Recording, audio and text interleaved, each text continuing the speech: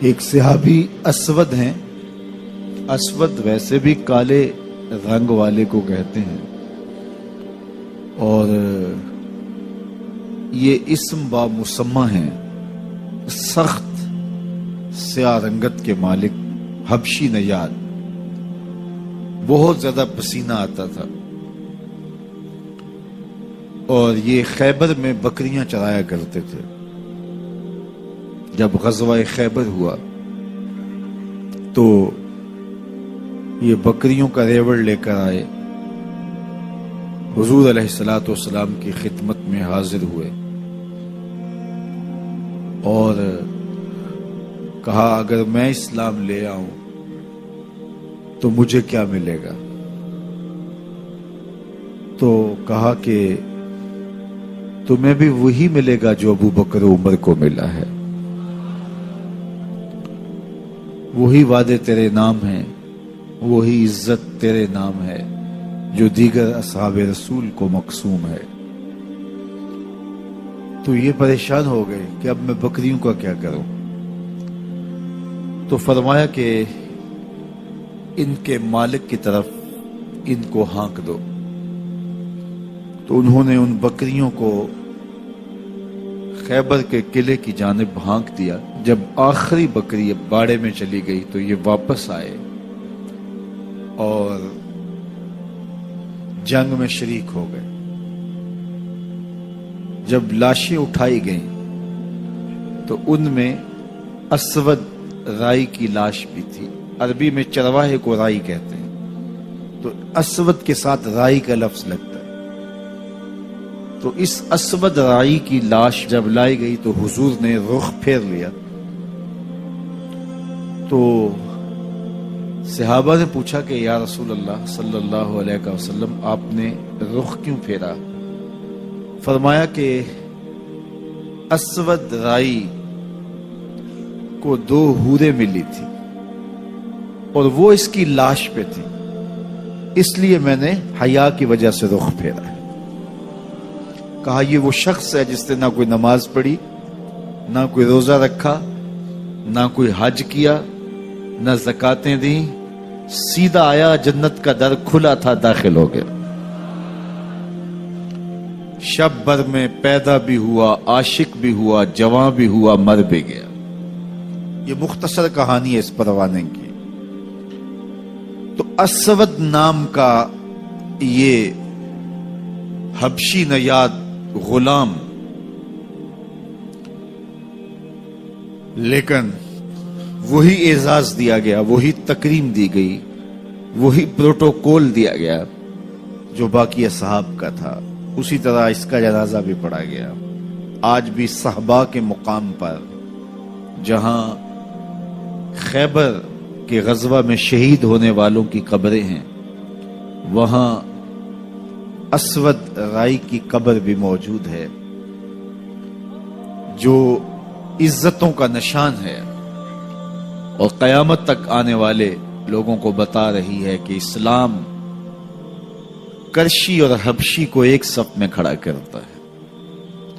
تو اقبال بے ساختہ حضرت اسود رائی کو دی گئی عزت اور شان و شوکت پہ بات کرتے ہوئے بولتا ہے، اسود از توحید احمر می شود، خیش فاروق و ابو ذر می شود.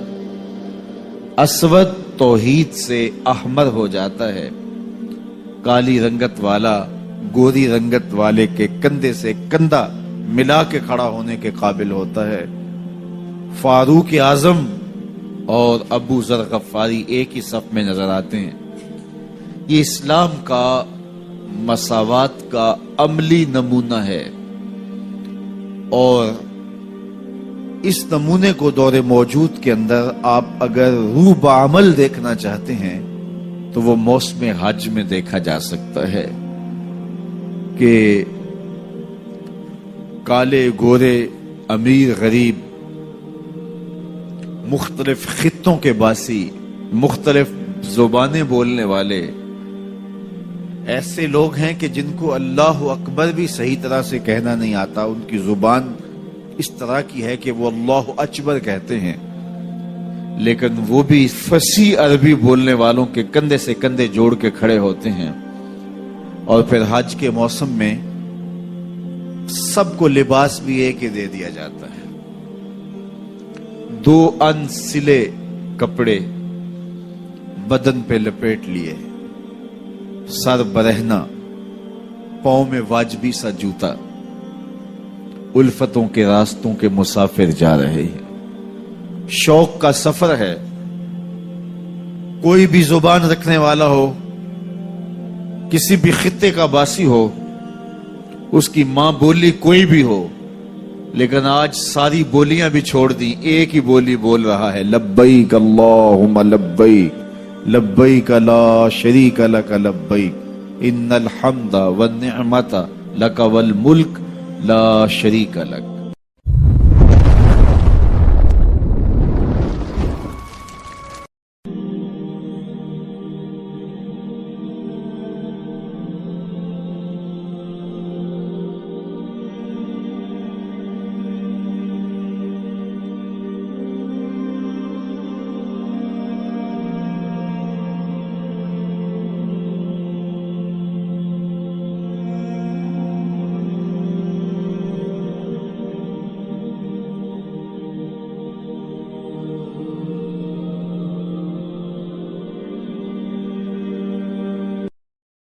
ایک صحابی اسود ہیں.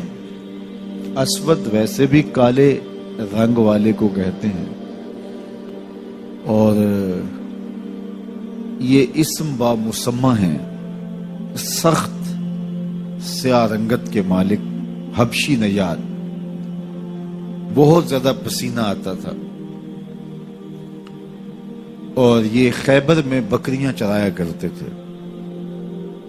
جب غزوہ خیبر ہوا تو یہ بکریوں کا ریوڑ لے کر آئے، حضور علیہ الصلوۃ والسلام کی خدمت میں حاضر ہوئے اور کہا اگر میں اسلام لے آؤں تو مجھے کیا ملے گا؟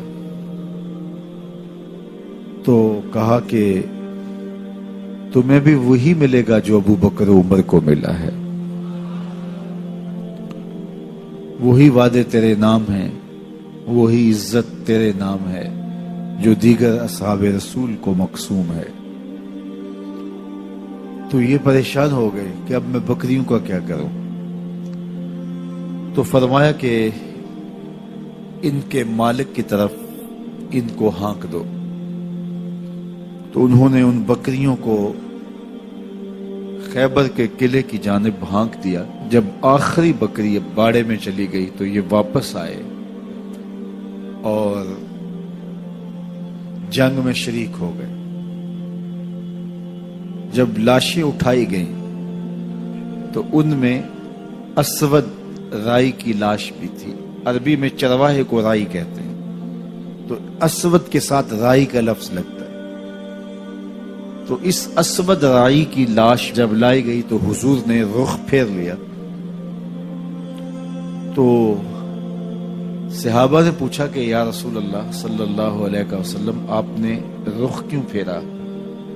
فرمایا کہ اسود رائی کو 2 حوریں ملی تھی اور وہ اس کی لاش پہ تھی، اس لیے میں نے حیا کی وجہ سے رخ پھیرا. کہا یہ وہ شخص ہے جس نے نہ کوئی نماز پڑھی، نہ کوئی روزہ رکھا، نہ کوئی حج کیا، نہ زکاتیں دیں، سیدھا آیا، جنت کا در کھلا تھا، داخل ہو گیا.